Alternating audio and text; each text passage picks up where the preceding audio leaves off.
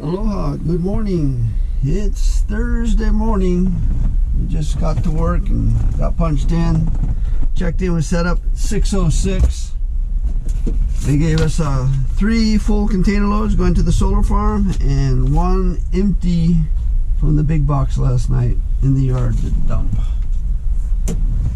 Thursday's the busiest day of the week because the big ship of the week is in. We got that makes it good for us because that means their shipping terminal is going to open at 6 instead of 7. The question on everybody's mind though is, how well is the truck going to start?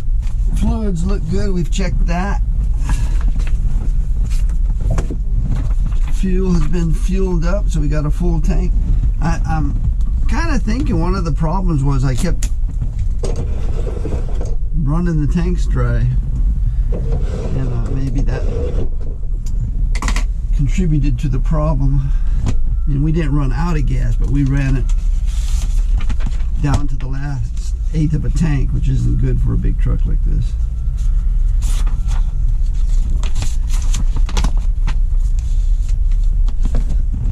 Oh, the back window still needs to be cleaned. Let's see what happens here. Everybody cross your fingers. Just gotta find the key. There it is.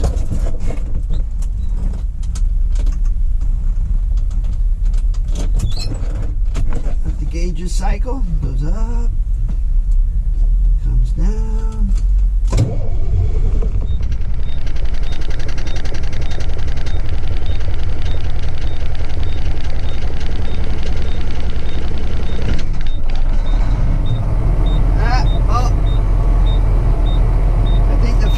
Is the next thing we got to change. That wasn't as bad as it has been in the past. I was just getting ready to stop cranking, and then I would wait a few minutes and then I'd crank again. And that squeak has something to do with the clutch fan. As soon as it builds up air pressure, it goes away. Anyway,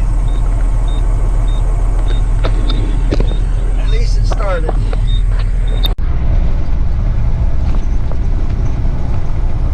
So we made our first load out to the solar farm and dropped off the full, picked up this empty, making our way back onto Sand Island. I'm just kind of curious as to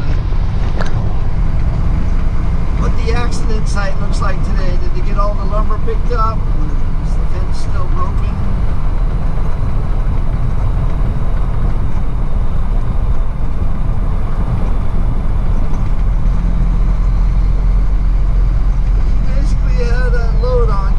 This corner, probably going a little too fast.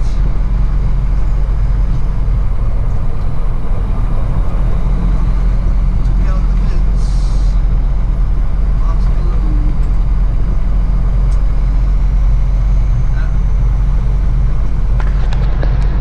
It would have been way easier just to lock those pins.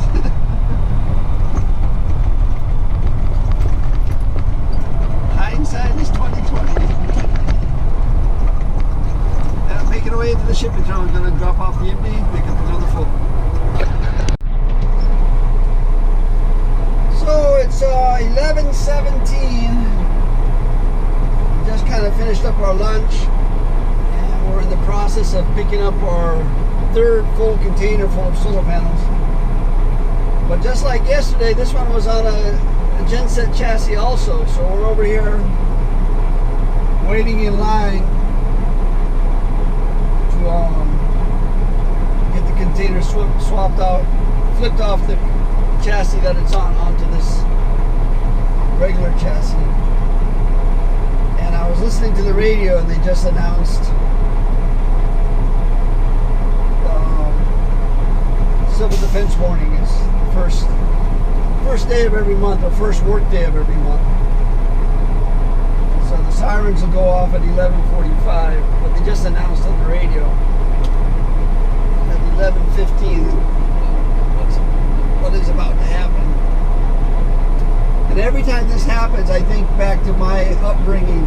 You know, I used to tell my story once a month. I don't do that as often anymore, but basically, I was born in Washington State, and when I was 5, my mom married my stepdad. My mom was a home economist. She worked for a radio station at the time. And my dad was a stevedore, a longshoreman. And he spent 45 years in the docks along the Columbia River. But my mom married my stepdad, who was working for the power company. And we moved to the U.S. Virgin Islands when I was 5. So I grew up in the Caribbean, in the U.S. Virgin Islands, in St. Thomas and on St. John. And so I tell people, when you look at me, if you cut me, I'm going to bleed West Indian, because that's how I was raised. And growing up in the Caribbean, things are a lot like Hawaii, but things are different also. That's where I grew up. I left the U.S. Virgin Islands when I was 21, and during that time, I'd probably been through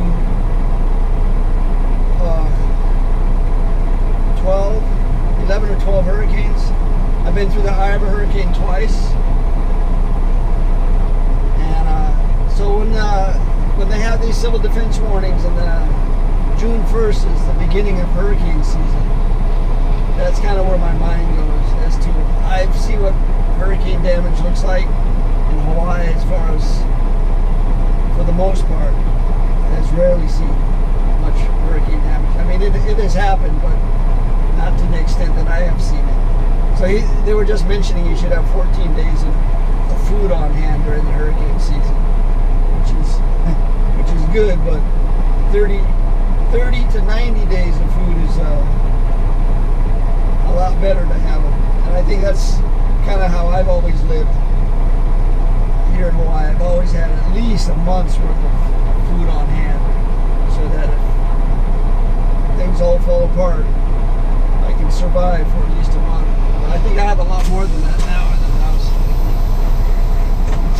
There goes our container. Let's chase after it.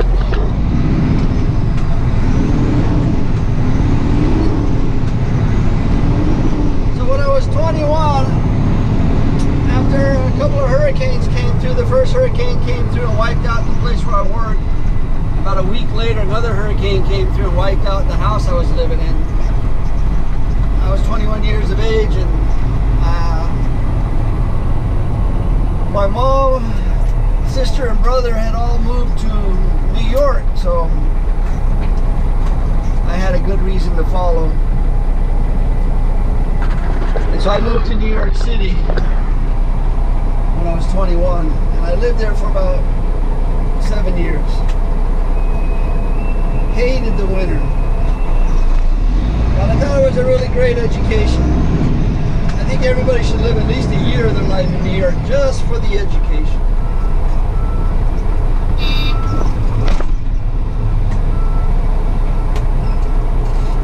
And when I say that, I think a lot about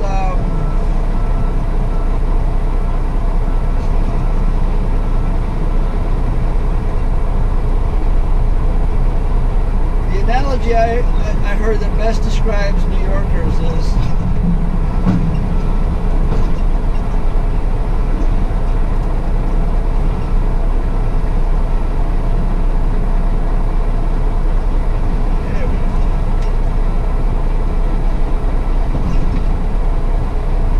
these containers are heavy, so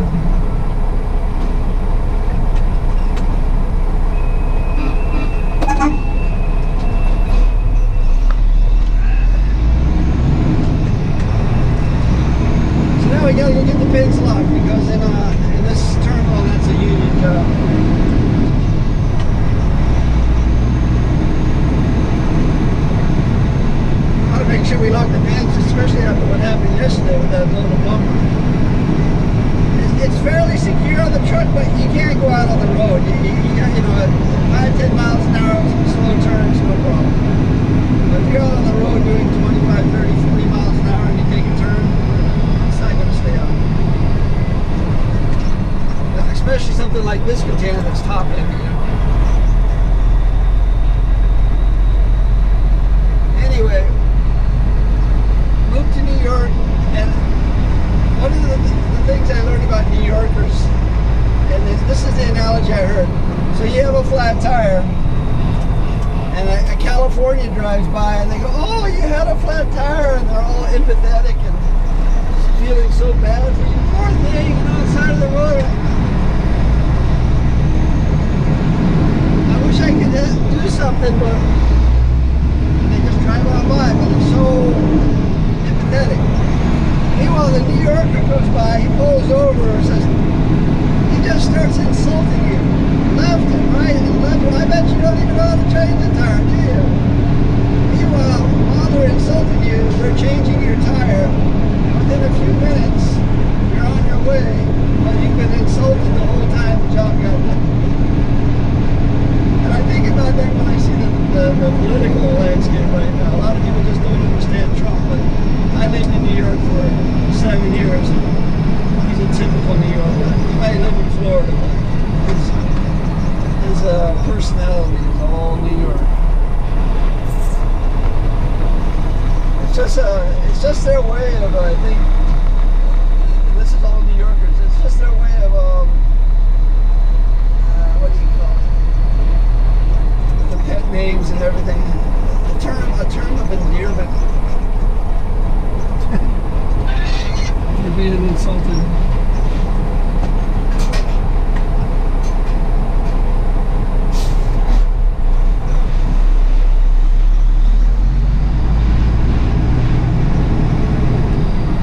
Why a lot of people don't get it, especially here in Hawaii.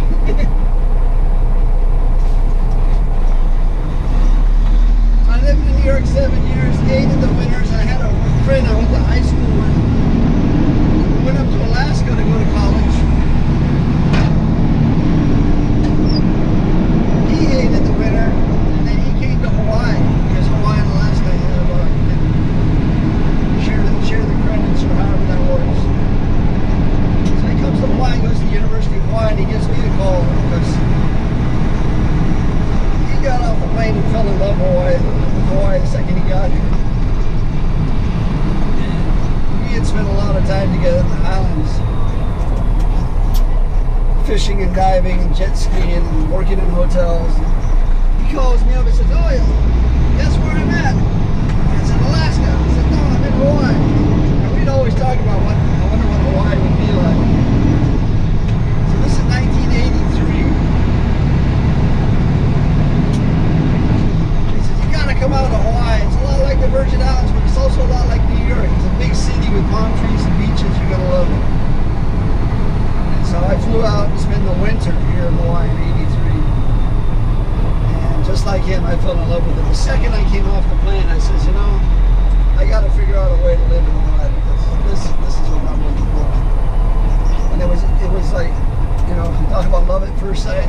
That was me getting off the plane here in Hawaii in '83. So I didn't know anything about Hawaii. I only had one friend.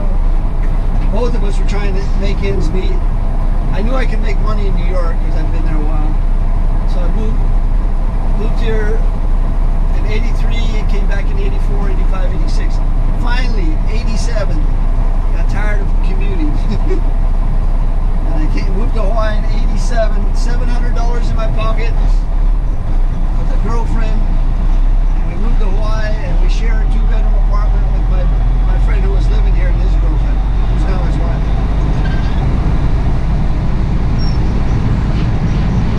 And that's how it all started.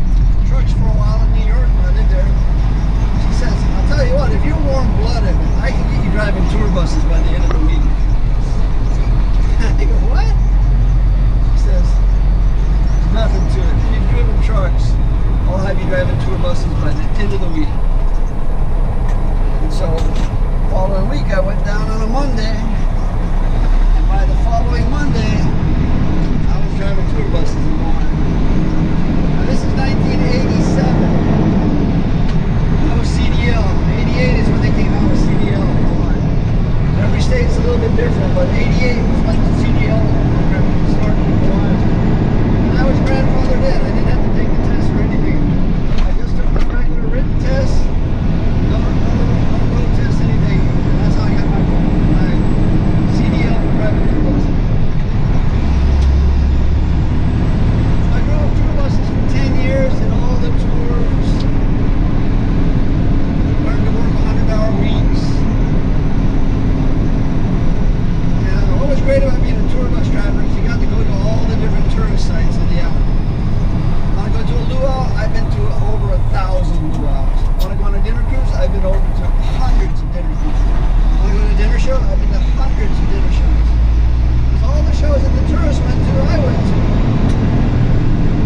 So for 10 years, 5-6 days a week, I was going to all these touristy things. So it was a great job. It paid really well, but it made tips. I spent everything.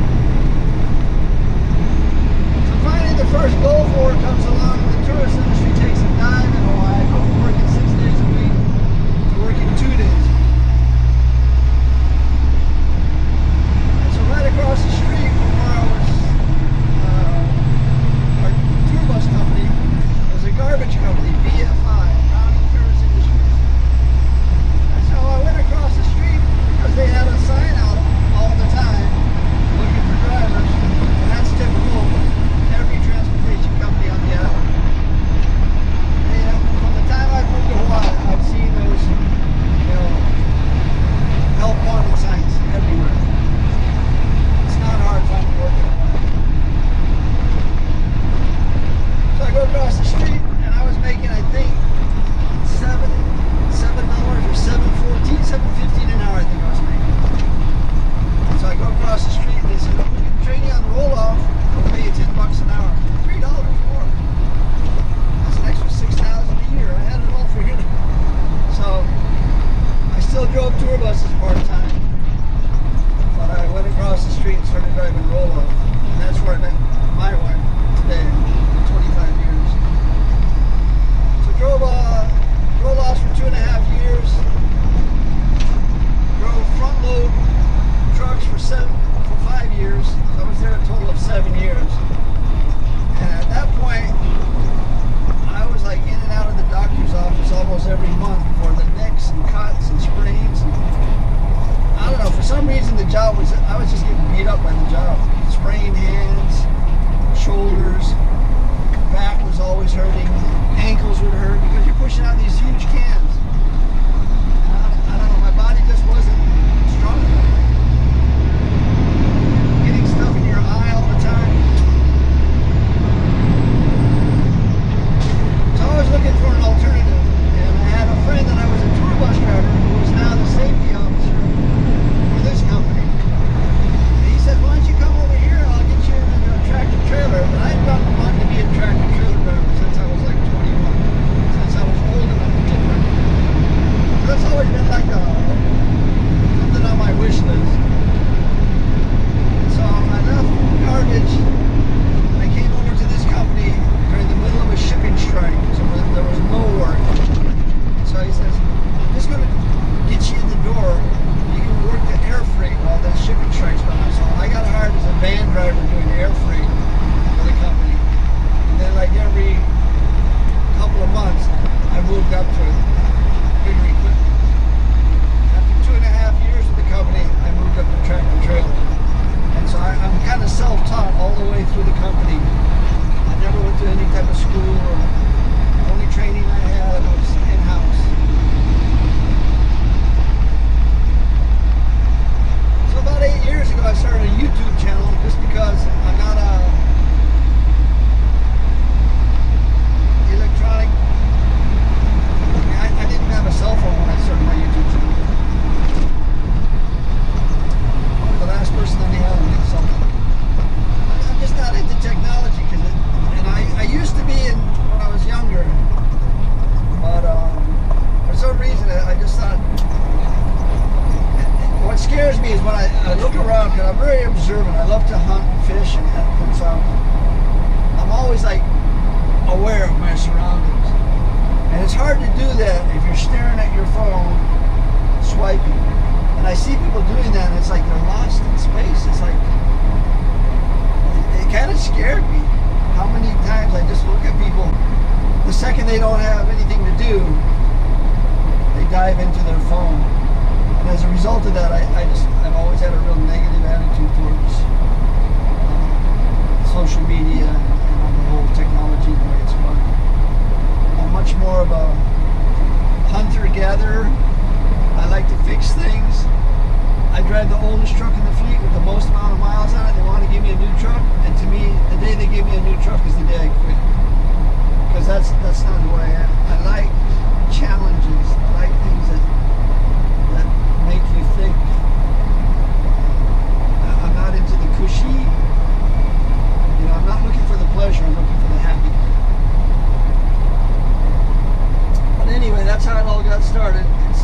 It's just a hobby. I'm not really a YouTuber. I'm a truck driver. That's my story for now. But we're stuck here at the end of the Sand Island Access Road, about to get onto Nimitz Highway, and then get up onto the interstate and head out to Eva Beach.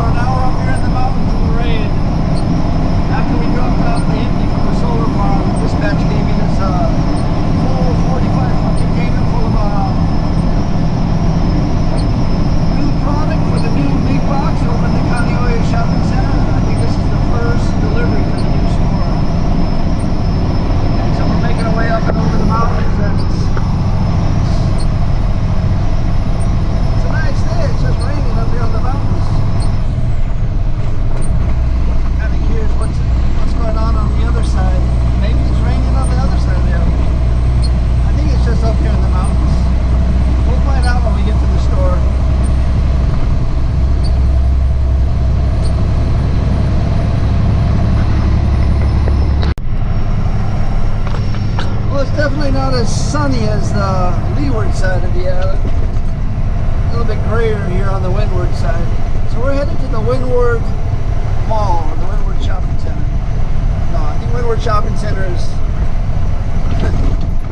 different from the Windward Mall. I think this is the Windward Mall.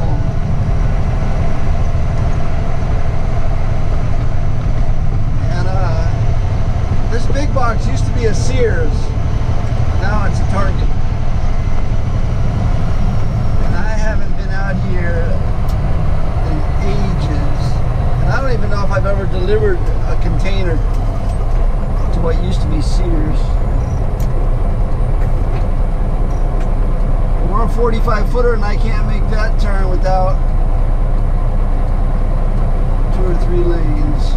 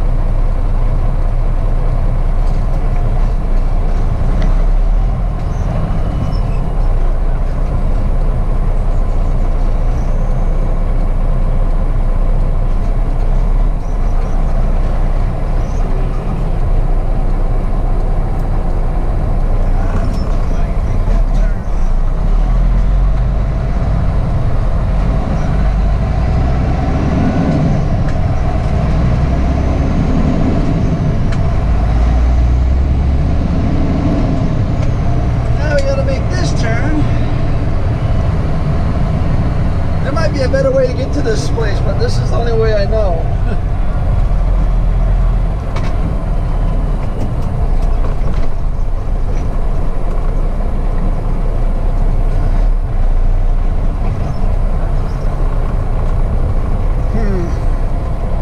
They got it blocked.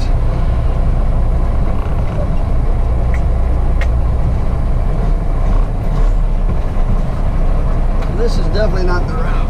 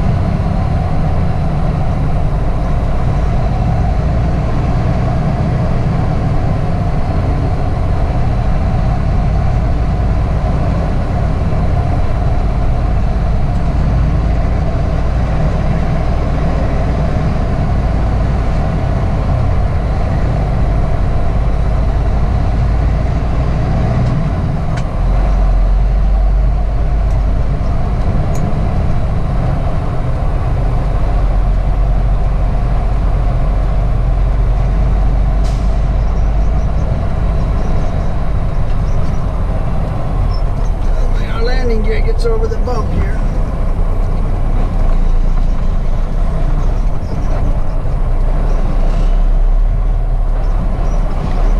So normally when we bring containers to the mall here, this is where they end up on the perimeter, like these containers.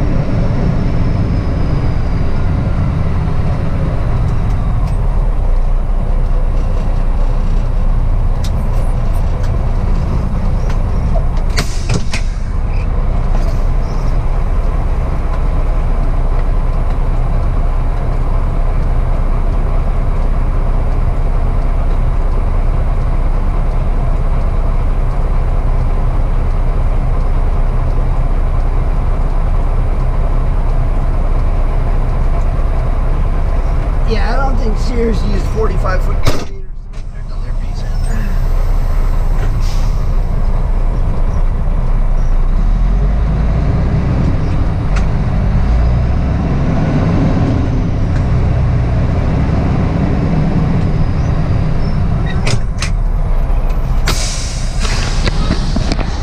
First rule of gates. You open a gate, don't forget to close it. I'm guessing the store's not open yet. This is just shelving or something coming in.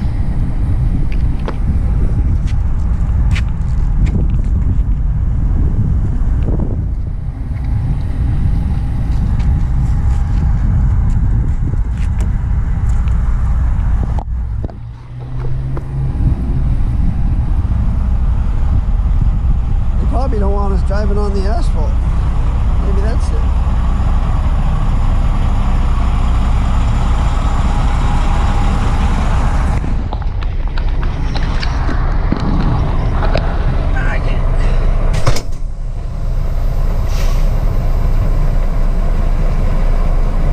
Put all the pallets there, so when you're coming out from the dock, you're not going to be able to make that right turn because all the pallets are in the way.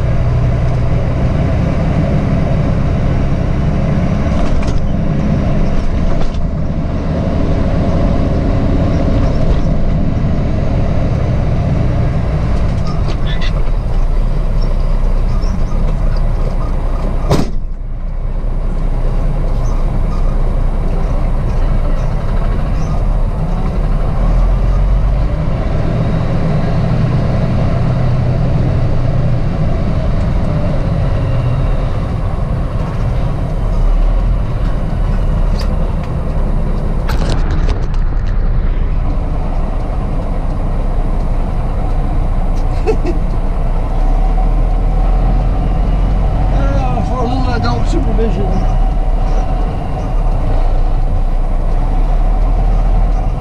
I don't even have paperwork. This was radio dispatch.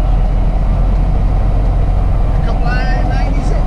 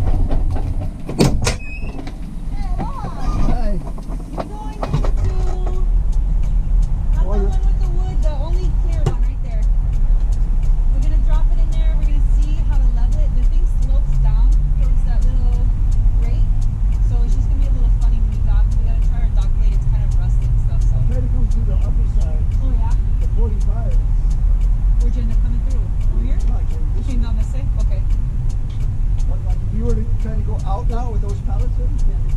Got it. You're going to try to go out that way and shoot to the front of the truck? Well, yeah, oh yeah, that's the problem. But with the trailer... So when you come back in, we need to have this cleared up. I could have gotten in this way. Yeah. I would have figured out something. Yeah. But it was blocked, and I said, oh, they just paved, so maybe they don't know what I'm saying. Then I come down here, oh, it's blocked. They did just pave it. Yeah. But yeah, that's what we're going to do. We're going to kind of try it out. So be patient with us. This is our first run. Yeah. I get them to open up the door so we can kind of watch it come in. First time's always the hardest. Yep, it's going to be fun.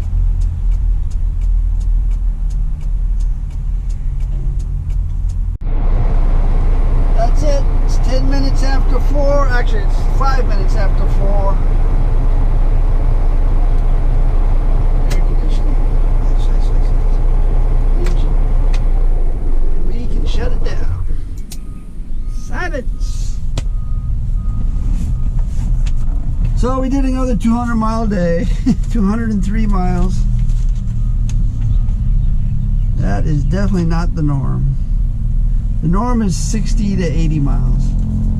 But we've been doing nothing but solar farm. And that's a nice long 25-mile run. That's kind of like doing the County Marine Corps base 4 times a day.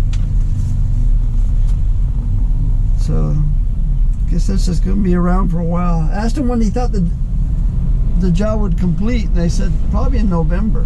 So, June, July, August, September, October. Another 6 months. We might be done before then, but that's when the job is supposed to go online.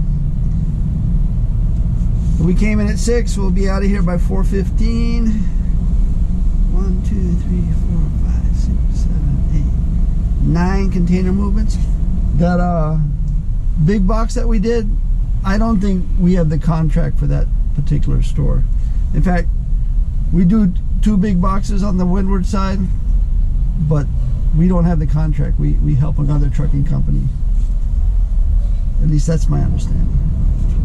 So, and that's pretty common in Hawaii. Like you get these jobs, the solar farm for one company cannot handle the amount of work that solar farm needs to be done between the transformers and the metal and the batteries. There's a lot of heavy haul type stuff, you know, dirt moving, solar panels.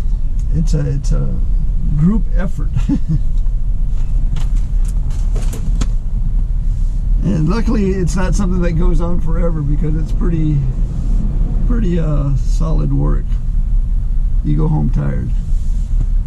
But we're going home tired. We're going to make something to eat. I got stir fry on the mind. I got some tofu, some shrimp, onions, mushrooms, carrots, and maybe I'll throw in some peas. Make a little stir fry with that. Put it over rice and the salad's made. That's what's for dinner. Getting hungry. That's it for today. Thanks for watching. Aloha.